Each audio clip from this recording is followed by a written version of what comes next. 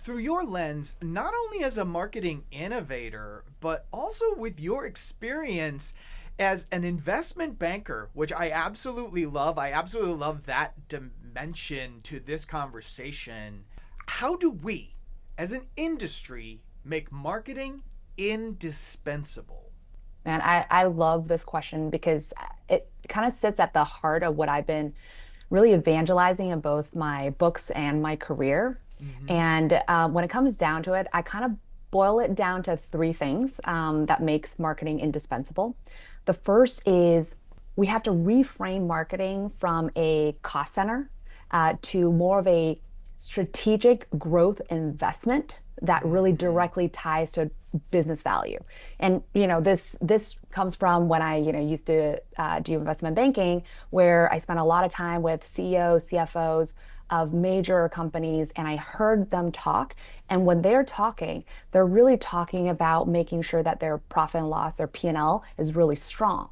When you think about how we then talk about marketing, we often talk about marketing as an expense with a cost Mm-hmm. and a budget. All those words really means and denotes kind of an outflow of cash, right, with no returns, which is terrible because then, of course, all these leaders are thinking, well, in that case, if I'm thinking about cutting costs, then we might as well look at our expenses, and marketing is one of them. Mm-hmm. However, if you switch all of those words and really talk about investment, so marketing is an investment, it really shows that there will be some upfront costs, but there is a future payout. And Mm-hmm. for business leaders, finance leaders, when they hear investment, they automatically understand that there is going to be this payout. And so that makes it much harder for them to trade off, knowing that if they pull back on marketing investment or marketing resources, that they might actually lose out on future returns, right? Future growth. So that's one, is reframe marketing from a cost to an investment. The second one is very similar, which is you got to tie marketing initiatives to some of these top line business metrics. So, one of the things I realized kind of navigating from on the finance side over to marketing is that marketing, we tend to shy away from connecting marketing to business metrics. So, we don't Mm-hmm. like saying, oh, marketing drives revenues. The reality is marketing is like the number one growth driver of revenues, of Sincerely. customer growth, right?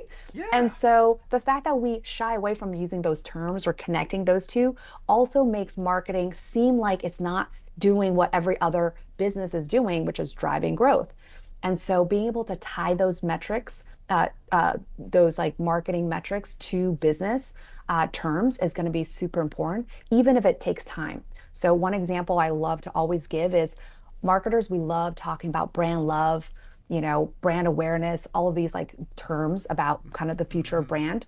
We never talk about what that means. And the best way to connect it to business is really to say, well, guess what?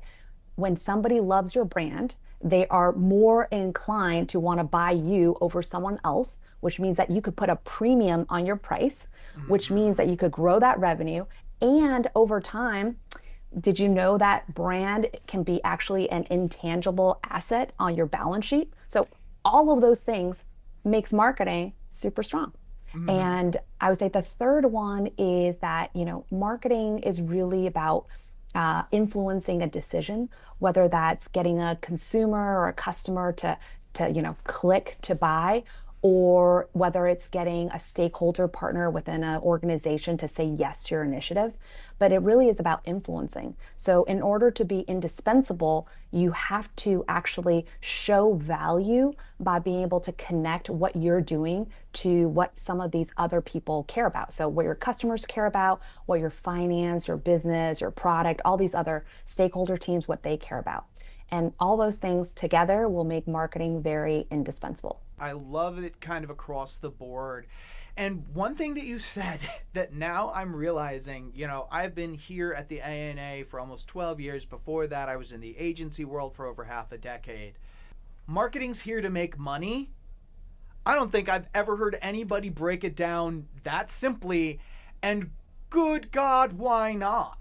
Why Like I not? understand, I get it. When people ask you to predict the future, it's a little uneasy, but that marketers are uneasy to connect their efforts with revenue is then truly what are you doing if not that?